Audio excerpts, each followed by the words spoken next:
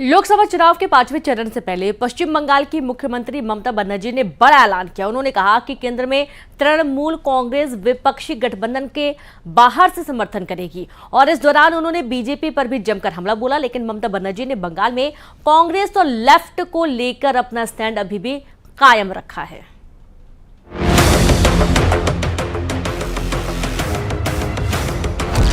बदल गई ममता के सुरों की धार। एक तीर से किए कई शिकार। बाहर से समर्थन का ऐलान। अगर बनी INDIA की सरकार। लोकसभा चुनावों का ऊंट किस करवट बैठेगा ये तो 4 जून को साफ हो जाएगा, लेकिन उसके पहले सियासत के दांवपेचों से चुनाव जीतने की जंग जारी है।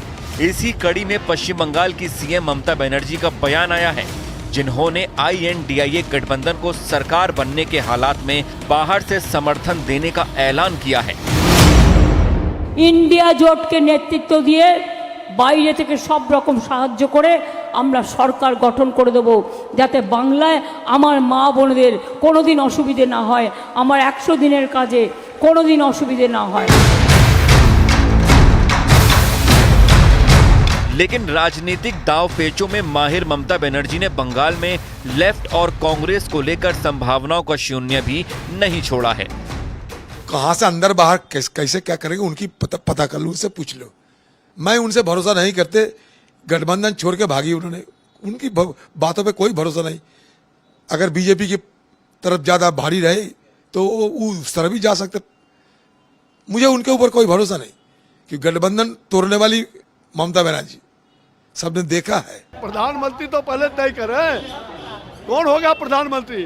पप्पू होंगे कि गप्पू होंगे कि सप्पू होंगे कि लप्पू होंगे? पहले प्रधानमंत्री तो तय करें। तो कोई प्रधानमंत्री तो इनका तय नहीं है, और ये चले हैं लड़ाई लड़ने के लिए नरेंद्र मोदी से। यानी दिल्ली को लेकर ममता बनर्जी की नीति पहले की तरह अलग है और बंगाल को लेकर अलग। लेकिन INDIA अलायंस को बाहर से समर्थन की बात आई तो शिवसेना उद्धव गुट के बड़े नेता संजय राउत का चेहरा चहक उठा।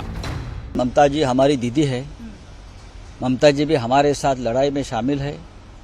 वो भी नरेंद्र मोदी अमित शाह की तानाशाही के खिलाफ अकेली लड़ रही है। वो हमारे साथ ही रहेंगी, चाहे अंदर हो या बाहर हो। ममता जी हमारी दीदी है और वो दीदी ही रहेंगी। राजनीति की बिसात पर ममता बनर्जी का दाव भले ही नया हो, लेकिन अमित शाह के पास बंगाल से निकली हर बात का जवाब होता है। उनकी खुद की सरकार में उनकी कार्यपद्धति और भतीजे को तवज्जो देने के कारण ढेर सारा असंतोष हम देख रहे हैं, और जनता का जनादेश अपने आप में बहुत महत्वपूर्ण चीज होती है। एक बार जनता का जनादेश कंप्लीटली इनके खिलाफ जाएगा, बंगाल के अंदर निश्चित रूप से हमें कुछ करने की ही जरूरत नहीं पड़ेगी। मैं अभी भी मेरी बात पर कायम हूं। हम 24 से 30 सीट जीतेंगे और निश्चित रूप से बंगाल की जनता इस बार बहुमत सीट नरेंद्र मोदी जी को देने जा रही है। चुनाव के 4 चरण बीत चुके हैं, 3 बाकी हैं। जाहिर है सियासत के दांवपेच भी अब और तेज होने वाले हैं, क्योंकि आखिरी 3 चरणों की यह बाजी नतीजों की पटकथा लिखने वाली है।